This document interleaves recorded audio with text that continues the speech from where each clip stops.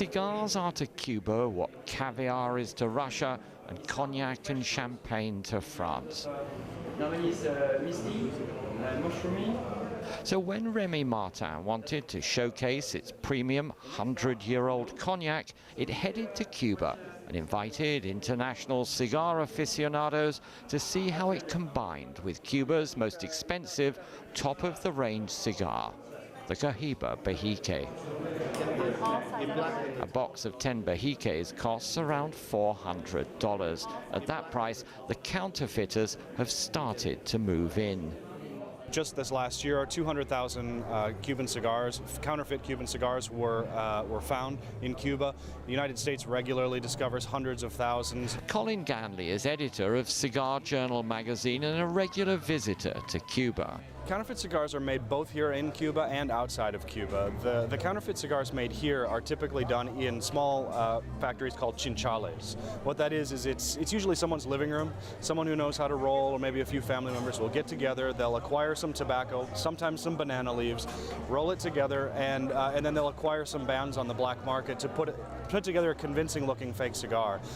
The very, very large quantities that are found in Europe, the United States, and other places, Asia, are typically made in Central America or other countries in the Caribbean because it's easier to export from those places to the outside world. Ana Lopez is Director of Marketing for Habanos S.A., the Cuban cigar monopoly, which is a joint venture with Britain's Imperial Tobacco. Here's a cigar, here's a Cohiba cigar I bought on the street yesterday. Oh my God, it's totally fake. How can you tell? It's very dry, very hard. It will be impossible to smoke. Habanos has responded by introducing labels with holograms for some of the top brands and a range of other hidden security measures. This band, as you can see, have holographic measures that the consumer can see, and a part of that, we have introduced hidden measures that cannot be identified by the consumer, but we know. So what is special about Cuban cigars? There are a whole range of different brands, including Monte Cristos, Partagas, and Romeo and Julietas. All are rolled by hand. They're all made by the same company, Habanos, and often in the same factory. What distinguishes them is the blend of tobacco leaves which are used, which can alter both the strength and aroma. From start to finish, everything is done by hand. The only machine is the puff taster, checking to see that each batch of cigars has an easy draw. Of all the cigars made in Cuba, the Cohiba range is the most exclusive, and this, the Bejique, the finest of all. These are manufactured at El Laguito, a former sugar baron's mansion in Havana. Arnaldo Ovalles is the general manager who oversees both the tobacco supplies and the production process. El Bejique es una producción diferente porque en su composición interna hemos agregado un nuevo tipo de hoja que no se utilizaba en la industria hace muchos años, que es la conocida con el nombre de medio tiempo. Esta es la hoja que crece en la parte superior de la planta, la cual garantiza un mayor aroma, un mayor sabor, una mayor fortaleza. Rolling a cigar by hand is a highly technical job which demands both skill and concentration. Maria Gonzalez is one of the creme de la creme. She has almost 20 years' experience and is entrusted with producing all of the top-range brands. Cuando nosotros terminamos aquí lo que es el curso, todos somos tabaqueros integrales, que se puede hacer cualquier vitola. No obstante a eso, siempre es el que mayor calidad tiene, su trabajo es mejor, más destreza y toda esa pila de cosas. Bueno, y todo el mundo quiere hacer las mejores vitolas. All of the workers here earn the average Cuban wage of just $20 to $25 a month, depending on the number of cigars they roll. There are hard currency bonuses based on quality rather than quantity. But with thousands of trained rollers in Cuba, some have left the industry to produce counterfeit cigars at home for the black market.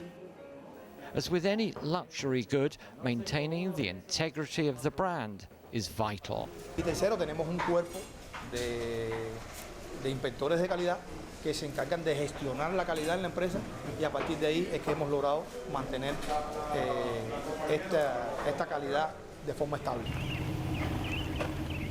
But the heart and soul of a Cuban cigar comes from the tobacco.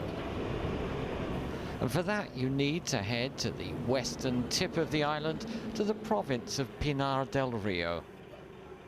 There's a long, narrow valley called the Vuelta Abajo, which many cigar aficionados claim grows the finest leaf in the world. The soil, the climate, the water, all combine to make this the Mecca of tobacco, as the local farmers like to claim, just as Chateau Margaux and Petrus are to wine. Before the revolution, most of the tobacco grown here was in large privately owned plantations. They were expropriated and these were turned into state-run collective farms. But 10 years ago, long before President Raul Castro launched his agricultural reforms, the tobacco farms were split up and converted back into private hands, with small-scale owners joining together to form credit cooperatives. Pedro Martinez is president of the Karl Marx Private Cooperative, 175 hectares with 100 farmers, all cultivating their own plots of land. Esto cambió en el año 2001. ¿Por qué? Porque se dieron cuenta que las cooperativas de producción agropecuaria tienen mejores rendimientos porque es cosa privada. Los campesinos atienden mejor el tabaco, le dan mejores atendimientos, tienen los beneficios para ellos y para el Estado. The whole region is full of distinctive wooden sheds shaped a little like Dutch barns. They're used to dry and store the precious crop once harvested. Once again, everything is done by hand, each leaf carefully strung out along a pole before being hung up to dry. These large, thin leaves are the most valuable and are used as wrappers to cover the outside of the cigar. They're grown under giant cheesecloth tents which diffuse the sunshine and allow the leaves to grow larger and finer in texture.